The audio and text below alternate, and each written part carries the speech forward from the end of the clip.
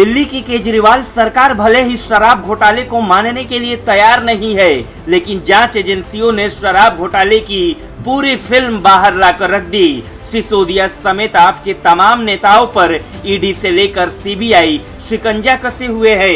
आने वाले दिनों में जांच की आंच केजरीवाल पर भी पड़ सकती है, लेकिन इसी बीच जेल में बंद सिसोदिया को लेकर ईडी ने बड़ा खुलासा किया। दिल्ली के आबकारी नीति घोटाले की जांच में ईडी ने खुलासा किया है कि पूर्व उप मुख्यमंत्री मनीष सिसोदिया ने कथित तौर पर अलग अलग तरीकों से 622 करोड़ रुपए अर्जित की थी।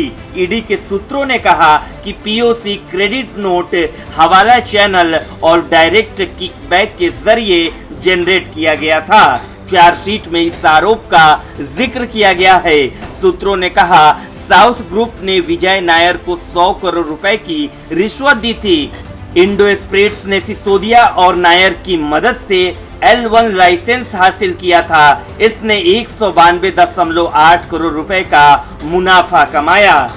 शरत रेड्डी, ट्राइडेंट, चैम्फर, अवंतिका कॉन्ट्रैक्ट्स और गोमिक्स इकोसिस्टम द्वारा नियंत्रित 3 संस्थाओं का इंडो स्पिरिट्स के जरिए बकाया भुगतान 60 करोड़ रुपए है।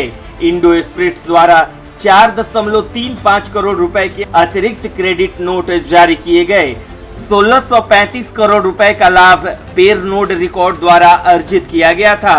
इस फर्म ने साउथ ग्रुप के साथ एक सुपर कार्टेल बनाया और आगे 45.77 करोड़ रुपए का लाभ अर्जित किया। उन्होंने कहा कि ईडी को पता चला है कि साउथ ग्रुप ने शरत रेड्डी से जुड़ी संस्थाओं के खाते में 41.13 करोड़ रुपए की अतिरिक्त नकदी डाली। ये और कुछ नहीं बल्कि रिश्वत वसूल करने का एक अवैध तरीका था। जब पूछताछ की गई तो वित्त टीम ईडी को कोई संतोषजनक कारण बताने में विफल रही। बता दें कि ईडी ने आरोप लगाया है कि पंजाब सरकार की मशीनरी के दुरुपयोग और महादेव लीकर से 2 फर्म शिव एसोसिएट्स और दीवान स्पिरिट्स ने 8.02 करोड़ रुपए का लाभ अर्जित किया। आरोपी अमित अरोड़ा ने दिनेश अरोड़ा के माध्यम से सिसोदिया को 2 करोड़ रुपए की रिश्वत दी। अमन ढल द्वारा अतिरिक्त क्रेडिट नोट के माध्यम से 4.9 करोड़ रुपए दिए गए। ईडी ने मामले की गहन जांच के बाद एक आरोप पत्र दायर किया। ईडी आने वाले दिनों में अपनी 5वीं चार्जशीट दाखिल कर सकती है। ब्यूरो रिपोर्ट, न्यूज़ चौक। मुख्यमंत्री अरविंद केजरीवाल केंद्र सरकार के अध्यादेश के खिलाफ सपोर्ट जुटाने की मुहिम पर हैं। पिछले कुछ दिनों में वो देश भर में तमाम विपक्षी दलों के साथ बातचीत कर चुके हैं। ये सिलसिला बदस्तूर जारी है। हालांकि मुख्य विपक्षी दल कांग्रेस का रुख इसे लेकर थोड़ा अलग दिख रहा। वो केंद्र सरकार के अध्यादेश की सपोर्ट करने की मंशा में नहीं दिख रही।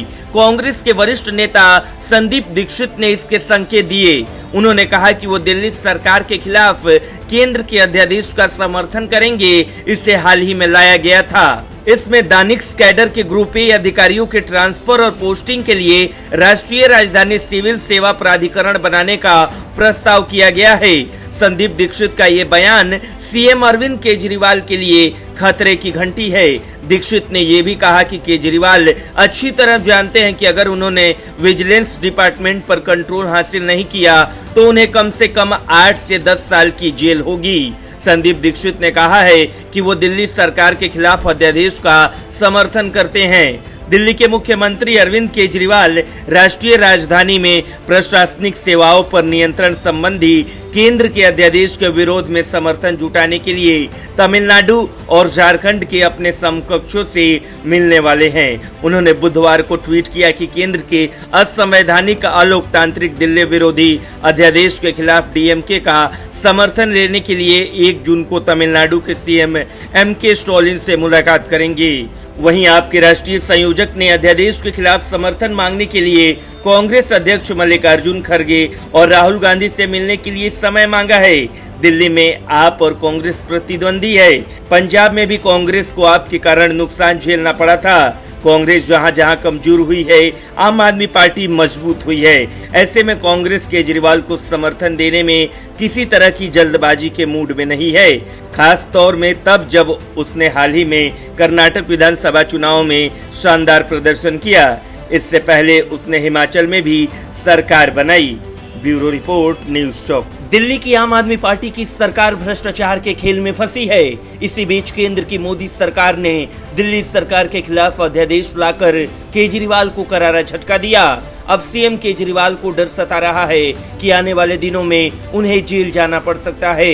इसलिए केजरीवाल केंद्र के अध्यादेश के खिलाफ विपक्षी दलों से समर्थन मांग रहे। उनका प्लान है कि बिल को राज्यसभा में निरस्त करने के लिए समर्थन जुटाया जाए, लेकिन विपक्षी दल भी केजरीवाल के रंग को समझते हैं, इसलिए ज्यादातर दलों ने केजरीवाल को आईना दिखा दिया। वहीं एआईएमआईएम प्रमुख असदुद्दीन ओवैसी ने सीएम केजरीवाल को समर्थन देने से साफ इनकार कर दिया। एआईएमआईएम के प्रमुख ओवैसी का कहना है कि वो केंद्रीय अध्यादेश के खिलाफ लड़ाई में दिल्ली के मुख्यमंत्री केजरीवाल का समर्थन नहीं करेंगे।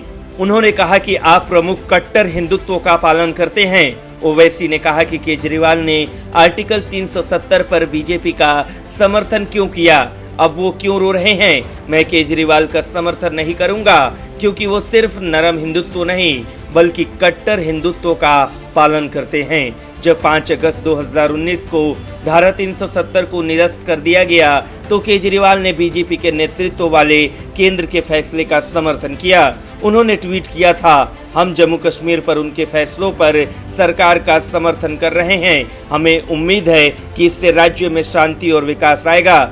उधर ओवैसी ने केजरीवाल के अलावा कांग्रेस के पूर्व अध्यक्ष राहुल गांधी को भी जमकर लपेटा। राहुल गांधी आजकल अमेरिका दौरे पर हैं। राहुल गांधी ने बुधवार को सैन फ्रांसिस्को में भारतीय समुदाय के लोगों को संबोधित किया था। राहुल गांधी ने कहा था कि भारत में अल्पसंख्यकों की हालत खराब है। इसमें उन्होंने मुसलमानों के साथ ही सिख और ईसाई समुदाय का नाम भी लिया था। राहुल गांधी ने यह भी कहा था कि वो नफरत के बाजार में मोहब्बत की दुकान खोलने निकले हैं। राहुल के इन्हीं बयानों पर ओवैसी ने पलटवार किया।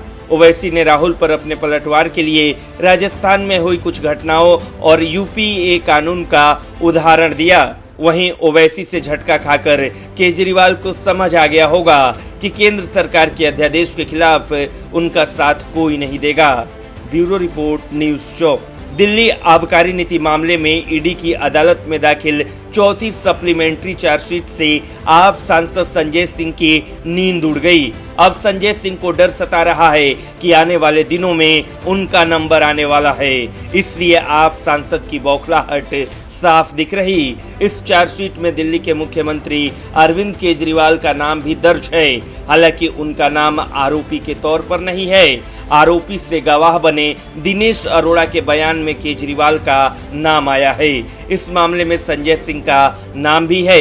इसी से आज सांसद संजय सिंह बौखलाए हुए हैं। इस दौरान संजय सिंह ने प्रेस कॉन्फ्रेंस कर मोदी सरकार पर निशाना साधा। उन्होंने कहा कि ईडी की नई चार्जशीट में मेरा नाम आना पीएम मोदी की मुझे जेल में डालने की तड़प का नतीजा है।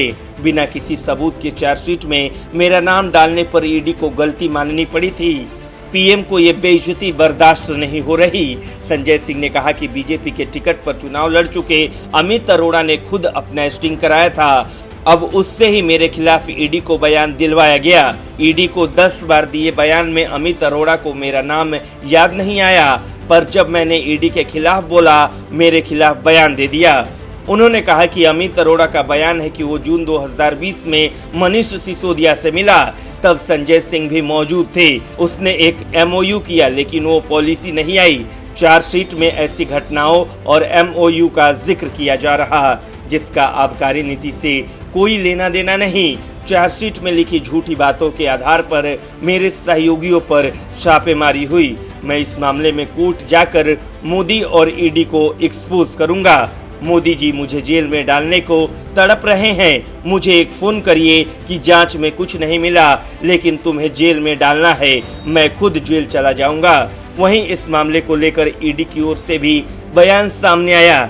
ईडी के वकील का कहना है कि कोई नई चार्जशीट नहीं है। अदालत ने सिसोदिया के खिलाफ दायर ईडी की चौथी सप्लीमेंट्री चार्जशीट पर संज्ञान लेकर उन्हें समन किया। उसी का जिक्र चर्चा में है, कोई नई चार्जशीट नहीं है। ब्यूरो रिपोर्ट, न्यूज़ चौक।